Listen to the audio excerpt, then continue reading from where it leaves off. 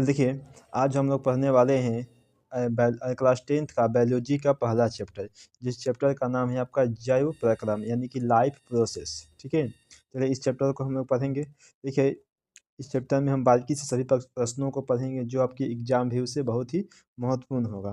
देखिए, पहला प्रश्न बनता है कि जैव प्रक्रम क्या है, यानी कि जैव प्रक्रम जो है वो क्या है। तो लिखेंगे कि जीवों में संपन्न होने वाली वे सभी क्रियाएं जो सम्मिलित रूप से अनुरक्षण का कार्य करती है, अनुरक्षण का कार्य करती है, उसे जैव प्रक्रम कहते हैं।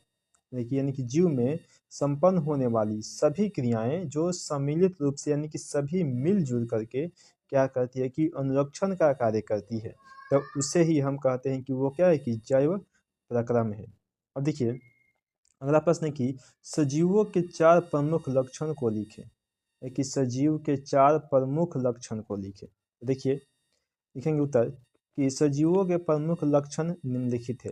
पहला होगा कि भोजन ग्रहण करना, दूसरा का है कि सांस लेना, और तीसरा का हो जाएगा उत्सर्जन करना, चौथा वृद्धि करना, और पांचवा गति करना। ये क्या है कि इतना जो है इस सभी क्या होता है सजीव में होता है, ये सभी सजीव में होता है। ठीक, यानी कि सजीव है तो वह भोजन करेगा यानी खाना खाएगा ही खाएगा, अगर सजीव है तो वो सांस लेगा ही लेगा, अगर सजीव है तो उत्सर्जन करेगा ही करेगा, यानी कि अनपचे पदार्थ को बाहर निकालना उत्सर्जन कहलाता है, और वृद्धि करेगा ही करेगा, और गति भी करेगा ही करेगा। ठीक है, तो ये सभी कहलाता है आपका सजीवों के लक्षण। ठीक है, चलिए देखिए, अगला प्रश्न बनता है, कह रहा है कि पोषण क्या है। लिखेंगे पोषण क्या है, लिखेंगे उत्तर कि वह जैव प्रक्रम जिसके अंतर्गत जीव पोषक तत्वों को ग्रहण करके उसका उपयोग करते हैं, उसे पोषण कहते हैं। है कि वह जैव प्रक्रम जिसके अंतर्गत जीव जो होते हैं पोषक तत्व को ग्रहण करते हैं और उसी का उपयोग करते हैं, वही कहलाता है पोषण। ठीक है, अब देखिए, क्या देखिए कि पोषण 2 प्रकार का होता है। पोषण होता है जो कि पोषण कितने प्रकार का होता है, तो लिखेंगे कि पोषण 2 प्रकार का होता है। पहला होता है स्वपोषण और दूसरा का होता है परपोषण। ठीक है, या फिर स्वपोषी पोषण और परपोषी पोषण, इसको ऐसे भी बोलते हैं।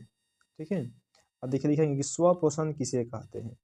स्वपोषण किसे कहते हैं, लिखेंगे उत्तर कि पोषण की वह विधि जिसमें जीव अपने भोजन के दूसरे जीव पर निर्भर नहीं रहता है, यानी भोजन स्वयं बना लेता है, उसे स्वपोषण कहते हैं। एक है कि पोषण की वह विधि जिसमें जीव अपने भोजन के लिए दूसरे जीव पर निर्भर नहीं रहता है।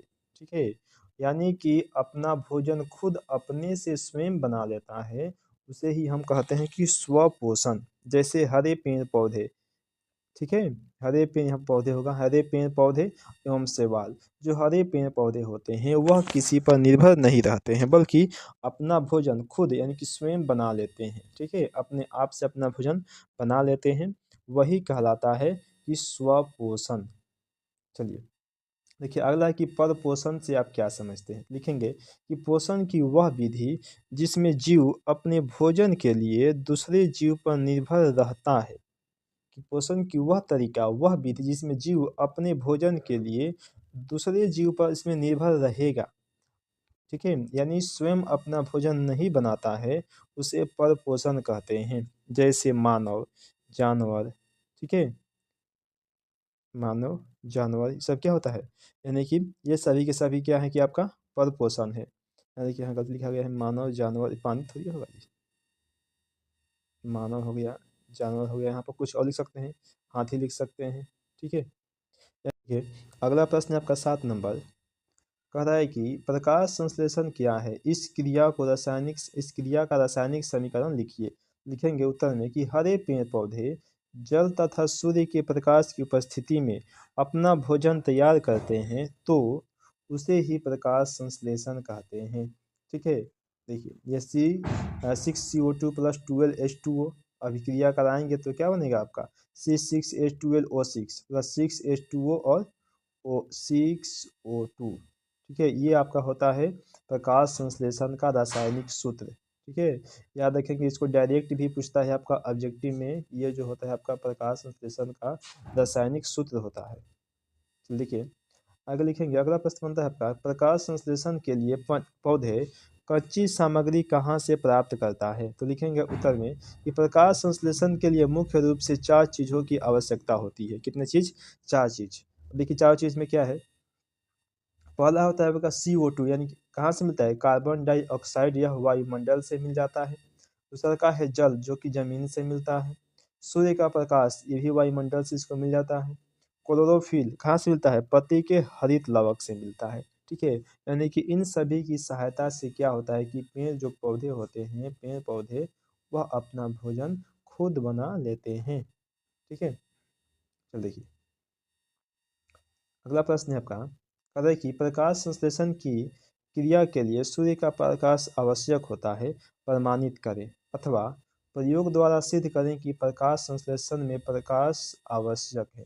देखिए क्या करेंगे, इसको सिद्ध करने के लिए लिखेंगे, प्रकाश संश्लेषण की क्रिया के लिए सूर्य का प्रकाश अति आवश्यक है। इस बात को प्रमाणित करने के लिए कुछ सामग्री चाहिए।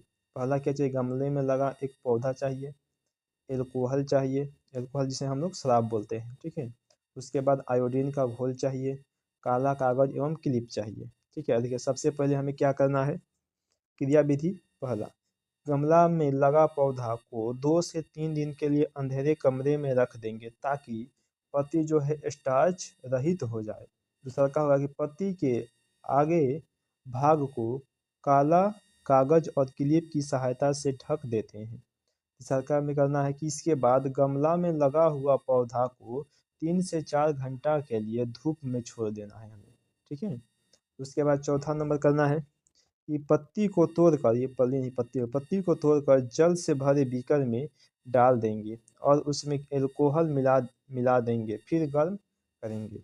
5वां नंबर में अब पत्ती को बाहर निकालकर साफ पानी से हमें धो लेंगे। ठीक है, अब देखिए 5वां, छठा है कि अब इस पत्ती पर आयोडीन का घोल गिराकर देखने से पता चलता है कि पत्ती का ढका हिस्सा सफ़ेद हो गया, जबकि शेष भाग काला नीला हो जाता है। ठीक है, इस प्रयोग से सिद्ध होता है कि प्रकाश संश्लेषण के लिए सूर्य का प्रकाश क्या है कि अति आवश्यक होता है। ठीक है, चलिए अब इसके आगे हम लोग अगला प्रश्न आपका 10 नंबर, 10 नंबर हम लोग कल से पढ़ेंगे, यानी कल के वीडियो में हम लोग पढ़ेंगे, अगले वीडियो में। ठीक है, आज 9 तक ही हम छोड़ देते हैं। ठीक है, चलिए ओके।